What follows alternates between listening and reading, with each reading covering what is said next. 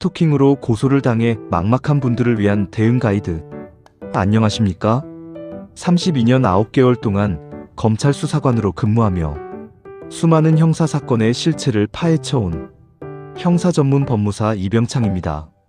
최근 스토킹 범죄에 대한 사회적 경각심이 높아지면서 과거라면 단순한 남녀 간의 다툼이나 감정 섞인 연락 정도로 치부되었을 행위들이 스토킹 처벌법 위반으로 고소되는 사례가 급증하고 있습니다.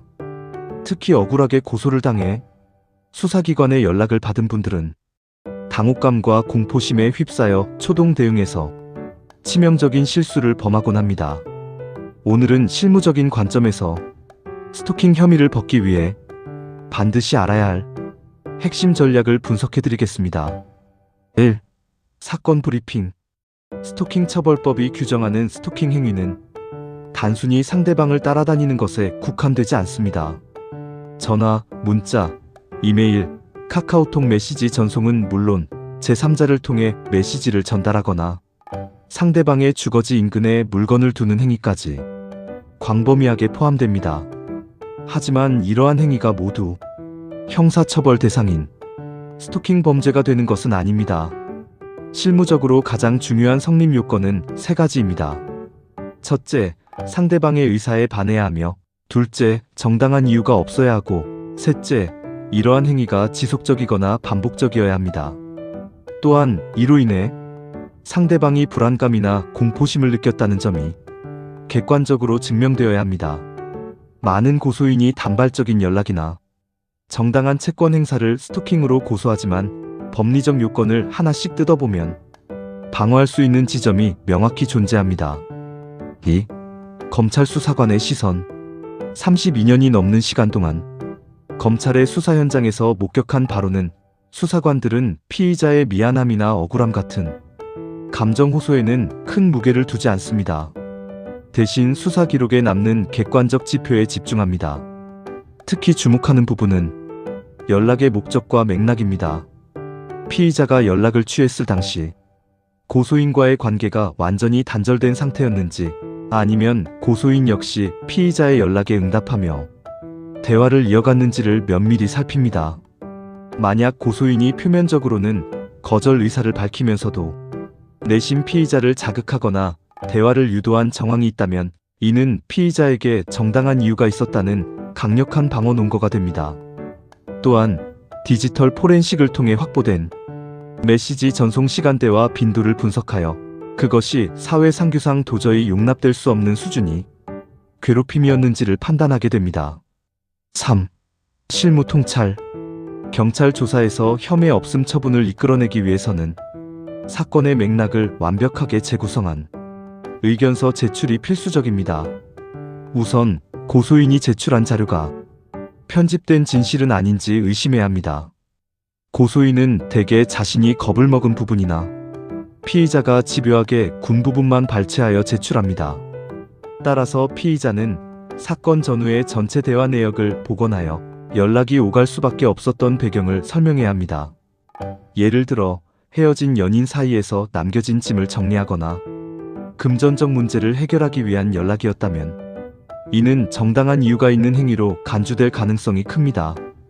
또한 고소인의 주장과 상치되는 피의자의 위치 정보, 차량 블랙박스, CCTV 자료 등을 조기에 확보해야 합니다. 고소인이 집 앞에서 기다리며 위협했다라고 주장할 때 실제로는 근처 편의점에 들렀거나 우연히 동선이 겹친 것이라면 이를 입증할 객관적 자료가 피의자의 생명선이 됩니다. 이러한 증거들은 경찰의 첫 조사 이전에 정리되어야 수사관의 선입견을 차단할 수 있습니다. 4. 전문가 크유앤드어. 단 한 번의 장문 메시지를 보냈는데도 스토킹으로 고소당했습니다. 처벌받나요? 스토킹 처벌법은 행위의 지속성과 반복성을 요건으로 합니다. 단 한 번의 연락만으로는 범죄가 성립하기 매우 어렵습니다. 다만 그 메시지의 내용이 극도로 위협적이거나 공포심을 유발한다면 협박죄 등 다른 혐의가 검토될 수는 있으나 전형적인 스토킹 범죄로 처벌되는 경우는 드뭅니다. 고소인이 먼저 연락해서 답장을 보낸 것뿐인데 억울합니다. 어떻게 대응해야 하나요? 이 경우가 가장 빈번한 억울한 사례입니다. 고소인이 먼저 질문을 던지거나 연락을 유도한 내역을 증거로 제출하십시오. 상대방이 먼저 연락을 취했다는 사실은 피의자의 행위가 상대방의 의사에 반하는 것이 아니었음을 증명하는 가장 강력한 증거가 됩니다. 모르는 번호로 전화를 여러 번 걸었는데 상대방이 받지 않았습니다. 이것도 스토킹인가요? 상대방이 전화를 받지 않아 벨소리만 울린 경우에도 그 행위가 반복되어 상대방의 평온한 사생활을 침해했다면 스토킹 행위로 간주될 수 있다는 취지의 판단이 많습니다. 그러나 업무상 급전, 공지사항 전달 등과 같이 연락을 시도하게 된 합당한 사유가 있다면 적극적으로 소명하여 범죄 성립을 부정해야 합니다. 마지막 한마디. 형사사건, 특히 성범죄나 스토킹 범죄는 초기 대응이 결과의 80% 이상을 결정합니다. 무턱대고 고소인을 찾아가 사과하거나 합의를 시도하는 행위는 때로 자신의 혐의를 인정하는 꼴이 되어 사건을 더욱 어렵게 만들 수 있습니다. 저는 독일, 호주, 프랑스, 일본 등 세계 각지에 거주하시는 재외 국민분들과 장기 파견 근로자분들께서 국내에서 발생한 고소 사건으로 고통받으실 때 수사관 시절의 경험을 살려 정교한 법리 조력을 제공해 왔습니다. 억울한 누명은 감정적인 호소가 아니라 치밀한 증거 분석과 냉정한 법리 적용으로만 벗겨낼 수 있습니다. 32년 9개월 검찰 수사 현장에서 수천 건의 사건을 처리하며 쌓아온 저의 통찰력이 여러분의 억울함을 해소하는 이정표가 되기를 바랍니다. 어떤 어려운 상황에서도 진실을 밝힐 길은 반드시 존재합니다. 해시태그 스토킹 고소당했을 때 해시태그 경찰 조사무혐의 해시태그 스토킹 처벌법 해시태그 형사전문법무사 해시태그 32년 경력 수사관 해시태그 스토킹 무죄 등